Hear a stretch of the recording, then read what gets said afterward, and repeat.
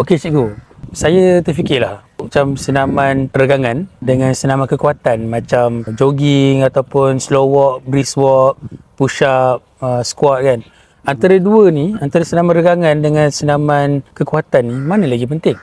Senaman ada dua jenis lah. Kalau kita nak pecahkan ada banyak lah, tapi kita ambil yang random kan. Pertama yang selalu orang buat, jalan, kadang jogging, pumping, pull up sebagainya.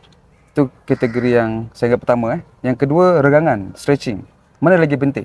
Pada pendapat saya lah, sebab ramai orang tua sekitar umur 50-an, 60-an, dia dah ada banyak masalah kesihatan tau. Jadi kalau kita bagi nasihat untuk orang berumur ni, cik kena bersenam. Dia pun berjalan, start berjalan. Tapi masalahnya bila dia start berjalan, kaki dia jadi bengkak. Sebab apa? Sebab dia tak tahu cara nak start. Jadi saya bagi tahu sebenarnya dua-dua senaman ni penting. Stretching kena buat, senaman kekuatan atau kardio pun kena buat juga. Sebab senaman ni saling melengkapi. Okay, kau makan nasi tapi tak ada sayur, kan tak lengkap. So nasi, karbo kena ada, sayur serat pun kena ada. So dia melengkapi. Jadi bila buat senaman ni, macam mana kita nak combinekan dua ni supaya kita dapat optimumkan kesihatan kita. Jadi untuk orang berumur yang nak start ni, saya sarankan diorang start dengan stretching.